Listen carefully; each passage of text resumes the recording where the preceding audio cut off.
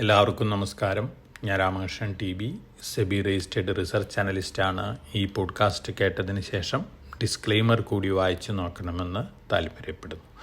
5 മാസത്തെ കണ്ടിന്യൂസ് സെല്ലിങ്ങിന് ശേഷം നമ്മുടെ മാർക്കറ്റ് മാർച്ച് മാസത്തെ ആദ്യത്തെ ആഴ്ചയിൽ ബെറ്റർ ആയിട്ടാണ് ക്ലോസ് ചെയ്തിരിക്കുന്നത്.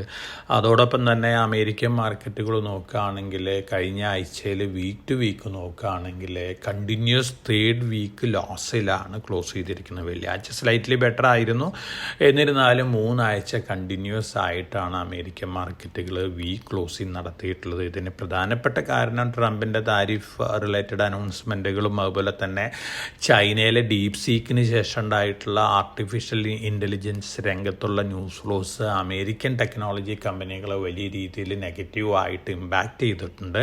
അതുകൊണ്ട് തന്നെ അമേരിക്കയിൽ ടെക്നോളജി സ്റ്റോക്കുകളെല്ലാം തന്നെ കഴിഞ്ഞ 3 ആഴ്ചയായിട്ട് വളരെ വീക്കായിട്ടാണ് ട്രേഡ് ചെയ്യുന്നത്. അതിൻ്റെ ഒരു ഇമ്പാക്റ്റും കൂടി തന്നെയാണ് അമേരിക്കയിൽ നമ്മൾ കഴിഞ്ഞ ആഴ്ചകളിലൊക്കെ കണ്ടിട്ടുള്ളത്. ഒപ്പം അമേരിക്കയിലെ അൺഎംപ്ലോയ്മെൻറ്റ് റേറ്റ് ഫെബ്രുവരി മാസത്തിൽ 4.1% ഉയർന്നിട്ടുണ്ട്.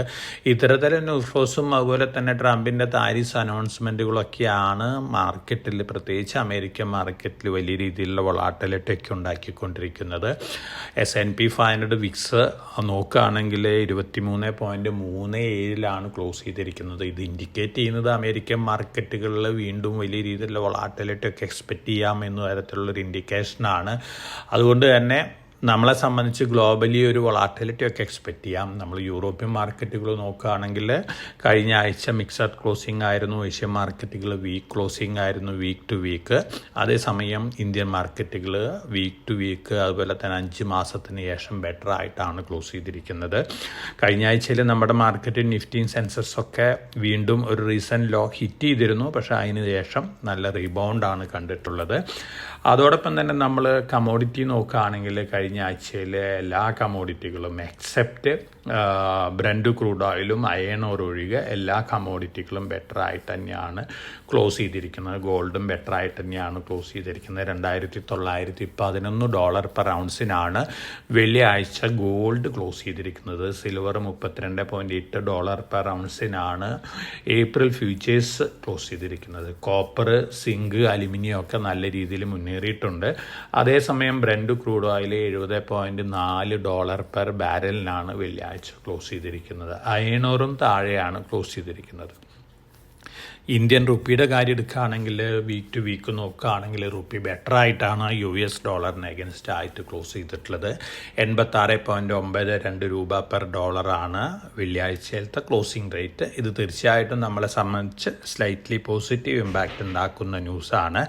അതോടൊപ്പം തന്നെ നമ്മൾ ചൈനയിൽ നിന്ന് വന്നുകൊണ്ടിരിക്കുന്ന ന്യൂസ് ഫ്ലോസ് ഒക്കെ ഇൻഡിക്കേറ്റ് ചെയ്യുന്നത് ചൈനയുടെ കൺസ്യൂമർ പ്രൈസ് ഇൻഫ്ലേഷൻ ഡാറ്റ ഫെബ്രുവരി മാസത്തിൽ -0.1 ആയിട്ട് കുറഞ്ഞിരിക്കുകയാണ്. 13 മാസത്തിന് ശേഷമാണ് വീണ്ടും മൈനസിലേക്ക് വരുന്നത്. അതോടൊപ്പം തന്നെ ഹോൾസെയിൽ പ്രൈസ് ഇൻഫ്ലേഷൻ ഡാറ്റ -2.2% 29ാമത്തെ മാസമാണ് കണ്ടിന്യൂസ് ആയിട്ട് കോൺട്രാക്ഷൻ നേരിടുന്നത്. ഇത് ഇൻഡിക്കേറ്റ് ചെയ്യുന്നത് ചൈനയുടെ ഡിഫ്ലേഷണറി ഇഷ്യൂ ആണ്, എക്കണോമിയിലുള്ള ഡിഫ്ലേഷണറി പ്രഷറിനെയാണ് ഇത് സൂചിപ്പിക്കുന്നത്. അതേസമയം ചൈനീസ് നാഷണൽ പീപ്പിൾസ് കോൺഫറൻസ് ഒക്കെ കഴിഞ്ഞുകൊണ്ട് ചൈനീസ് ഗവൺമെൻറ് അനൗൺസ് ചെയ്തിരിക്കുന്നത് ജനറേറ്റീവ് AI രംഗത്ത് വലിയ രീതിയിലുള്ള പദ്ധതികളും അനൗൺസ്മെൻറ്റുകളൊക്കെയാണ്. അതുകൊണ്ട് തന്നെ ചൈനീസ് ടെക്നോളജി സ്റ്റോക്കുകളെല്ലാം തന്നെ നല്ല രീതിയിൽ കഴിഞ്ഞ ദിവസങ്ങളിൽ മുന്നേറിയിരിക്കുകയാണ്. ഇത് തീർച്ചയായിട്ടും ടെക്നോളജി രംഗത്തുണ്ടാവാൻ പോകുന്ന ഒരു ഷിഫ്റ്റിനെയാണ് സൂചിപ്പിക്കുന്നത്. കാരണം ചൈനയിൽ ജനറേറ്റീവ് AI ടൂളുകളെല്ലാം ഇൻട്രൊഡ്യൂസ് ചെയ്തുകൊണ്ടിരിക്കുന്നത് വളരെ ലോ കോസ്റ്റിലാണ്. അതുകൊണ്ട് തന്നെ അമേരിക്കൻ കമ്പനികളുടെ കോസ്റ്റായിട്ട് കമ്പയർ ചെയ്യുമ്പോൾ 20-1 കോസ്റ്റ് മാത്രമാണ്. അതേസമയം പെർഫോമൻസ് വെച്ച് നോക്കുമ്പോൾ ബെറ്റർ പെർഫോമൻസും തന്നെയാണ് ചൈനീസ് AI ടൂളുകളെല്ലാം തന്നെ നൽകുന്നത്. ഇതിൻ്റെ ഒരു ഇൻഡിക്കേഷൻ നമുക്കൊരു പക്ഷേ ഭാവിയിൽ ചൈനയായിരിക്കാം ഒരു പക്ഷേ ആർട്ടിഫിഷ്യൽ ഇൻ്റലിജൻസ് രംഗത്ത് വലിയ രീതിയിൽ മുന്നേറാൻ പോകുന്നു എന്നുള്ളൊരു കാര്യമാണ്.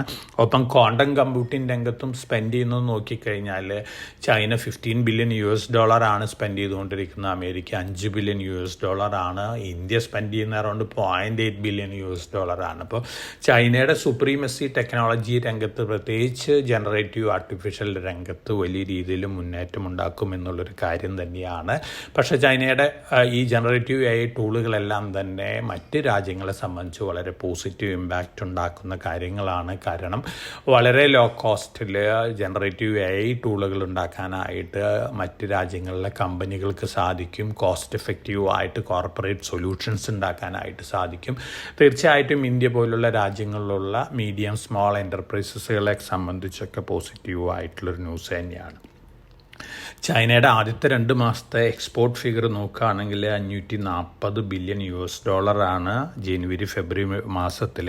ഒരു വർഷം ചൈന എക്സ്പോർട്ട് ചെയ്യുന്നത് $3.6 ട്രില്യൺ വർത്ത് ഗുഡ്സാണ് അക്രോസ് വേൾഡ് കൺട്രികളിലേക്ക്. തീർച്ചയായിട്ടും ഇതൊരു എക്കണോമിക് ഡാറ്റയാണ്, അത് നിങ്ങളുടെ അറിവിലേക്കായിട്ട് തന്നിട്ടുള്ള ഒരു ഡാറ്റയാണ്. അതോടൊപ്പം തന്നെ ചൈന ഇന്ന് അനൗൺസ് ചെയ്തിട്ടുണ്ട് ചൈനീസ് സ്റ്റുഡൻസിന്, അതായത് ചൈനയിൽ പ്രൈമറി സെക്കൻഡറി സ്കൂളുകളിൽ സെപ്റ്റംബർ 1 മുതൽ AI കോഴ്സുകളും കൂടി നിർബന്ധമാക്കുകയാണ്.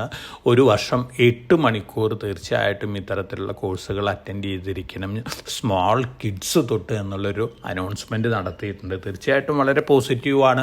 മറ്റ് രാജ്യങ്ങളിലെ ജനങ്ങളൊക്കെ കുട്ടികളെ കൊണ്ട് ജനറേറ്റീവായി ടൂളുകളൊന്നും ഉപയോഗിക്കാൻ പാടില്ല എന്ന തരത്തിലുള്ള അനൗൺസ്മെൻറ്റുകൾ നടത്തുമ്പോൾ ചൈനീസ് ഗവൺമെൻറ് വളരെ റവല്യൂഷണറി ആയിട്ടുള്ളൊരു ഡിസിഷനാണ് ഇന്ന് അനൗൺസ് ചെയ്തുകൊണ്ടിരിക്കുന്നത്. തീർച്ചയായിട്ടും വളരെ പോസിറ്റീവാണ്. ചൈനീസ് സ്റ്റുഡൻസിനെ സംബന്ധിച്ചും മറ്റ് രാജ്യങ്ങൾക്കും ഇത് ഒരു പ്രേരണയായി മാറും. അതുകൊണ്ട് തന്നെ ജനറേറ്റീവ് AI രംഗത്ത് വലിയ രീതിയിലുള്ള കുതിച്ചാട്ടം തന്നെയാണ് ചൈനീസ് കമ്പനികളും ചൈനീസ് ടെക് കമ്പനികളെല്ലാം നടത്താൻ പോകുന്നത്.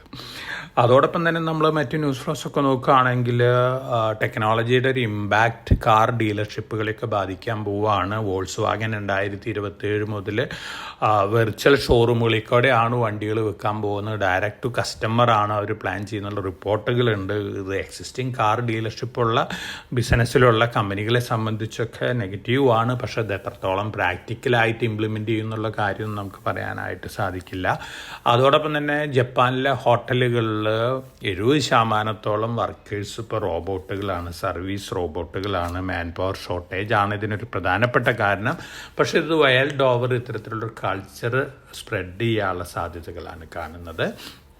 മൈക്രോസോഫ്റ്റിൻ്റെ ഒരു പുതിയ സ്റ്റേറ്റ്മെൻറ്റ് സത്യൻ നടയിലർ വന്നിട്ടുണ്ട്. ടോപ്പ് ഓഫ് കണ്ടക്ടേഴ്സ് എന്ന് പറയുന്ന ഒരു പുതിയ മാറ്റർ വലിയ റിസർച്ചിൽ കൂടെ അവർ കണ്ടെത്തി എന്നാണ് പറയുന്നത്. സോളിഡ്, ലിക്വിഡ്, ഗ്യാസ് ആണ് ഇപ്പം നമുക്ക് അറിയുന്ന മാറ്റേഴ്സ് എല്ലാം തന്നെ. ഇതിന് പുറമെ ടോപ്പോ കണ്ടക്ടേഴ്സ് എന്ന് പറയുന്ന ഒരു പുതിയൊരു മാറ്ററും കൂടി കണ്ടുപിടിച്ചിട്ടുണ്ട്. ഈ മാറ്ററാണ് മജോരാന 1 എന്ന് പറയുന്ന ക്വാണ്ടം കമ്പ്യൂട്ടിംഗ് ചിപ്പിൽ ആക്റ്റീവ് റോള് വഹിക്കുന്നുള്ള റിപ്പോർട്ടാണ്. ഇതിനർത്ഥം അടുത്ത ദിവസങ്ങളിലൊക്കെ വലിയ രീതിയിൽ news flows quantum computing related വരാനുള്ള സാധ്യതകളുണ്ട്. ഇത് വളരെ റവല്യൂഷണറിയാണ്. കാരണം നമ്മൾ 10-20 വർഷമൊക്കെ എടുത്ത് സോൾവ് ചെയ്യുന്ന ഇഷ്യൂസൊക്കെ ക്വാണ്ടം കമ്പ്യൂട്ടിങ് വന്നു കഴിഞ്ഞാൽ മിനിറ്റുകൾക്കകം സോൾവ് ചെയ്യാൻ പറ്റുന്നൊരവസ്ഥയിലേക്കാണ് മാറുന്നത്. വലിയൊരു ഡിസ്റപ്ഷനും കൂടി മാറുന്നൊരു സംഗതിയാണ് ക്വാണ്ടം കമ്പ്യൂട്ടിങ്. അപ്പോൾ മൈക്രോസോഫ്റ്റിൻ്റെ ഈ സ്റ്റേറ്റ്മെൻറ്റ് വളരെ പോസിറ്റീവാണ്. പക്ഷേ ഇതിൻ്റെ ഇമ്പാക്റ്റ് ഒന്നും തന്നെ മൈക്രോസോഫ്റ്റിൻ്റെ സ്റ്റോക്ക് പ്രൈസിൽ കാണാനില്ല. ഇതിന് പ്രധാനപ്പെട്ട കാരണം ചൈനയുടെ ലോ കോസ്റ്റ് ടെക്നോളജി അനൗൺസ്മെൻറ്റുകളൊക്കെ തന്നെയാണ്. ഇത് നിങ്ങളുടെ അറിവിലേക്കായിട്ട് തന്നിട്ടുള്ളൊരു ന്യൂസാണ്. ഒപ്പം നമ്മൾ ഗോൾഡ് റിലേറ്റഡ് ന്യൂസ് ഫ്ലോസൊക്കെ നോക്കുകയാണെങ്കിൽ പല സ്റ്റേറ്റ്മെൻറ്റുകളും വന്നുകൊണ്ടിരിക്കുന്ന ഗോൾഡ് വലിയ രീതിയിൽ അടുത്ത വർഷങ്ങളിൽ മുന്നേറുമെന്ന തരത്തിലുള്ള ന്യൂസ് ഫ്ലോസൊക്കെ തന്നെയാണ്. നമ്മൾ മുമ്പ് തന്നെ സജസ്റ്റ് ചെയ്തിരുന്നു. ഗോൾഡിൻ്റെ റിസർവ് കുറഞ്ഞുകൊണ്ടിരിക്കുകയാണ്. എല്ലാ വർഷവും ഭൂമിയുടെ അടിയിലുള്ള റിസർവ് കുറഞ്ഞുകൊണ്ടിരിക്കുകയാണ്. അതുകൊണ്ട് തന്നെ പക്ഷേ അടുത്ത വർഷങ്ങളിലൊക്കെ ഒരു ഫ്രാൻസി ഇത്തരത്തിലുള്ള ന്യൂസിൻ്റെ ഇമ്പാക്റ്റിൽ ഉണ്ടാവാനുള്ള സാധ്യതകളൊക്കെയുണ്ട്. ഇത് നിങ്ങളുടെ അറിവിലേക്ക് ആയിട്ട് തന്നിട്ടുള്ളൊരു ന്യൂസാണ്.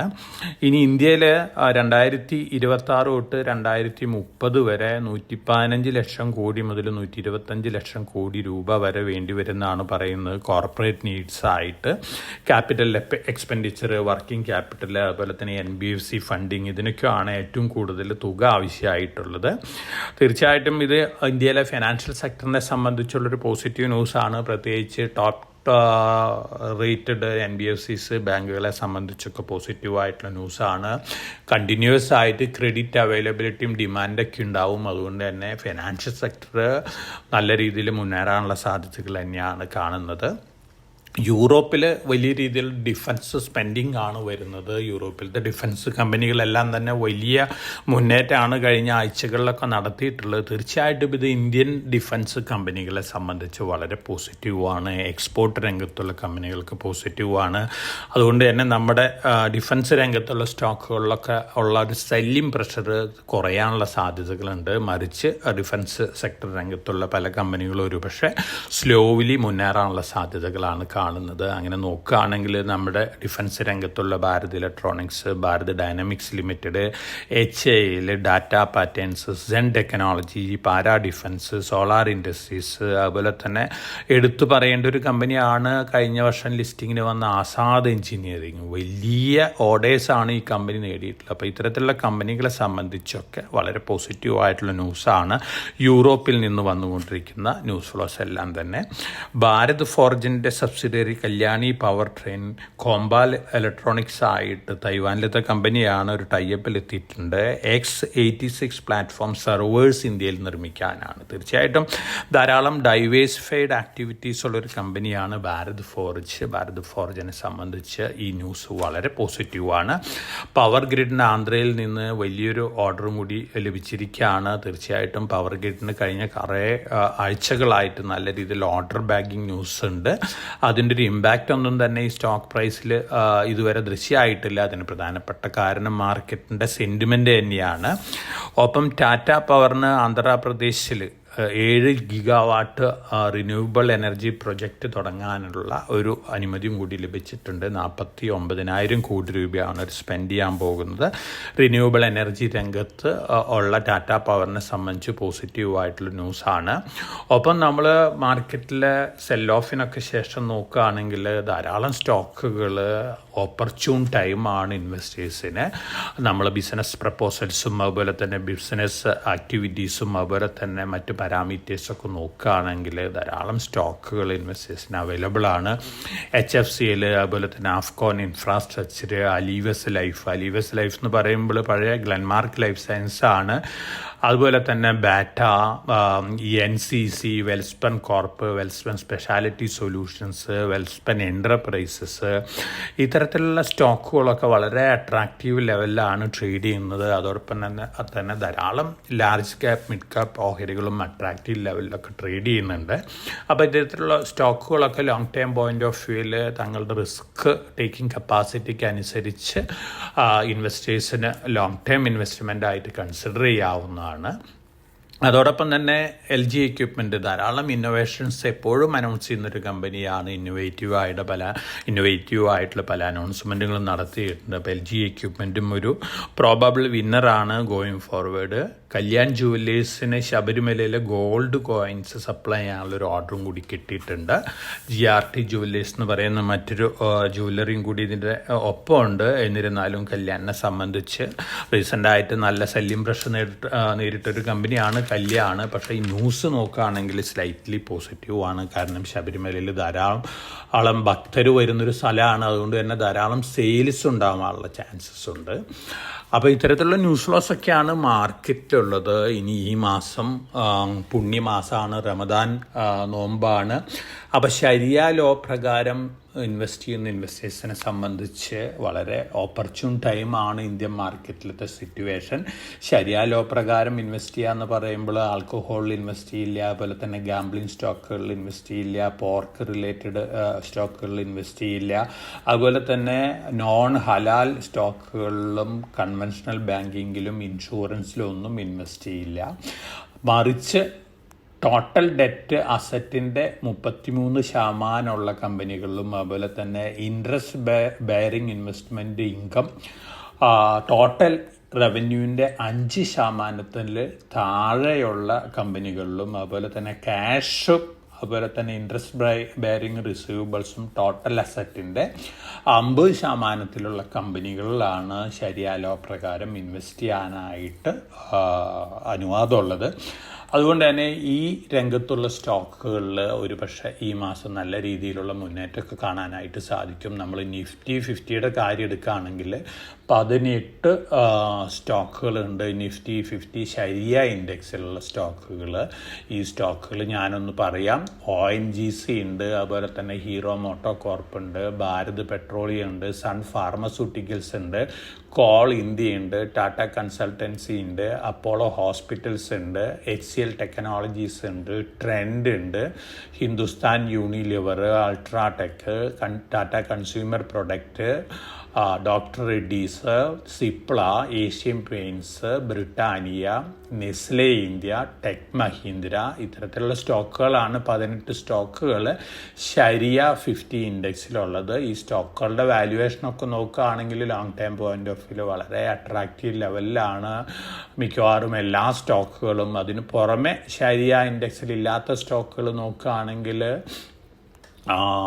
അഡാനി എൻ്റർപ്രൈസസ് ഉണ്ട്, വളരെ പൊട്ടൻഷ്യലായിട്ടുള്ളൊരു പിക്കാണ് ആസ് പെർ ശരിയ ക്രൈറ്റീരിയ വെച്ച് നോക്കുമ്പോൾ. അതുപോലെ തന്നെ അഡാനി പോർട്ട് നല്ല പൊട്ടൻഷ്യലുള്ളൊരു സ്റ്റോക്കാണ്. അതുപോലെ തന്നെ ടാറ്റ മോട്ടർ ഉണ്ട്, റിലയൻസ് ഇൻഡസ്ട്രീസ് ഉണ്ട്, ബജാജ് ഓട്ടോ ഉണ്ട്, മഹീന്ദ്ര ആൻഡ് മഹീന്ദ്ര ഉണ്ട്, ITC ലിമിറ്റഡ് ഒക്കെ ഉണ്ട്. അപ്പോൾ ഈ പുണ്യമാസത്തിൽ ശരിയ ലോ പ്രകാരം ഇൻവെസ്റ്റ് ചെയ്യുന്ന ഇൻവെസ്റ്റേഴ്സിന് ഇത്തരത്തിലുള്ള സ്റ്റോക്കുകളും അവൈലബിൾ ആണ്. ഇനി നമ്മൾ ഓവറോൾ നോക്കുകയാണെങ്കിൽ നമ്മളെ സംബന്ധിച്ച് ഈ ആഴ്ച എക്സ്പെക്റ്റ് ചെയ്യുന്ന ഒരു പോസിറ്റീവ് മൊമെൻ്റ് ആണ്. ഈ ധനകാര്യ വർഷത്തെ അവസാനത്തെ മാസമാണ് മാർച്ച് മാസം. സാധാരണ രീതിയിൽ ധനകാര്യ വർഷത്തെ അവസാനത്തെ മാസം മുതൽ മാർക്കറ്റിലൊരു മുന്നേറ്റമാണ് കാണാറ്. പക്ഷേ ട്രംപിൻ്റെ താരിഫ് ഇഷ്യൂസ്, അതുപോലെ തന്നെ ജിയോ പൊളിറ്റിക്കലായിട്ട് എന്തെങ്കിലും നെഗറ്റീവ് ഇഷ്യൂസൊക്കെ വീണ്ടും വലിയ രീതിയിൽ വരികയാണെങ്കിൽ അതിൻ്റേതായ നെഗറ്റീവ് ഇമ്പാക്റ്റ് ഉണ്ടാക്കാം. അല്ലാത്ത പക്ഷം മാർക്കറ്റിൽ ഒരു പോസിറ്റീവ് മൊമെൻ്റം കാണാനുള്ള സാധ്യതകളാണുള്ളത്. അതുകൊണ്ട് തന്നെ ഒരു പോസിറ്റീവ് സെൻറ്റിമെൻറ്റിനോട് കൂടിയിട്ട് ആക്ട് ചെയ്യുക.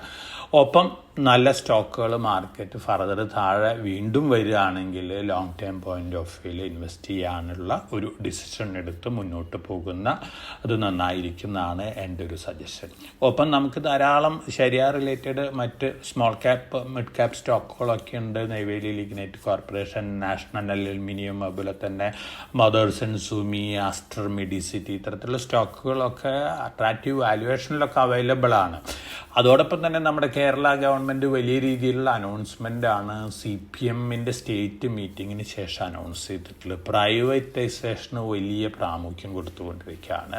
ഒരു കമ്മ്യൂണിസ്റ്റ് പാർട്ടി ഗവൺമെൻറ്റിൽ നിന്ന് ഇന്ത്യയിൽ ആദ്യമായിട്ടാണ്, ഒരുപക്ഷെ മുമ്പ് വെസ്റ്റ് ബംഗാളിൽ ജ്യോതിബാസ് ഉള്ള ടൈമിലൊക്കെ ഇത്തരത്തിലുള്ള അനൗൺസ്മെൻറ്റുകളൊക്കെ വന്നിരുന്നു. പക്ഷേ നമ്മുടെ മുഖ്യമന്ത്രി പിണറായി വിജയൻ്റെ നേതൃത്വത്തിൽ ഇത്തരത്തിലുള്ള അനൗൺസ്മെൻറ്റ് വന്നിരിക്കുന്നത് കേരളത്തിലുള്ള കമ്പനികളെ സംബന്ധിച്ച് പോസിറ്റീവായിട്ടുള്ളൊരു കാര്യമാണ്. തീർച്ചയായിട്ടും ഇതുവരെ ഉണ്ടായിട്ടുള്ള പിണക്കങ്ങളും അതുപോലെ തന്നെ മറ്റ് ഇഷ്യൂസൊക്കെ സോൾവ് ചെയ്തുകൊണ്ട് ഒരുപക്ഷെ കേരള സ്റ്റേറ്റിലേക്ക് ധാരാളം ഇൻവെസ്റ്റേഴ്സിനെ അട്രാക്റ്റ് ചെയ്യുന്ന തരത്തിലുള്ള സ്റ്റേറ്റ്മെൻറ്റാണ് ഈ പാർട്ടി സമ്മേളനത്തിൽ നടത്തിയിട്ടുള്ളത്. തീർച്ചയായിട്ടും നമ്മളെ സംബന്ധിച്ച് ഒരു പോസിറ്റീവ് ഇമ്പാക്റ്റ് നൽകുന്ന ന്യൂസാണ്. ഒരുപക്ഷെ നമ്മൾ കേരള ഗവൺമെൻറ് വലിയ രീതിയിൽ ഇത്തരത്തിലുള്ള ആക്ടിവിറ്റീസിന് നേതൃത്വം കൊടുക്കുകയാണെങ്കിൽ ധാരാളം ഇൻവെസ്റ്റ്മെൻറ്റ് കേരളത്തിൽ വരാനുള്ള സാധ്യതകളുണ്ട്. അതിന് പഴയ മിസ്റ്റേക്കുകൾ അതുപോലെ തന്നെ ഇഷ്യൂസൊക്കെ സോൾവ് ചെയ്യാനുള്ളൊരു മനസ്സ് കാണിച്ചിട്ടുണ്ട് ഗവൺമെൻറ്. തീർച്ചയായിട്ടും ഇത് സ്വാഗതാർഹമാണ്. അപ്പോൾ കേരള ബേസ്ഡ് കമ്പനികളെ സംബന്ധിച്ചും വന്നുകൊണ്ടിരിക്കുന്ന ന്യൂസ് ഫ്ലോസ് എല്ലാം തന്നെ പോസിറ്റീവാണ്. അപ്പോൾ എല്ലാവർക്കും നല്ലൊരു ട്രേഡിംഗ് വീക്ക് അല്ലെങ്കിൽ ഇൻവെസ്റ്റ്മെൻറ്റ് വീക്ക് ആശംസിച്ചുകൊണ്ട് ഞാൻ ഇന്നത്തെ പോഡ്കാസ്റ്റ് ഇവിടെ അവസാനിപ്പിക്കുകയാണ്. Thank you.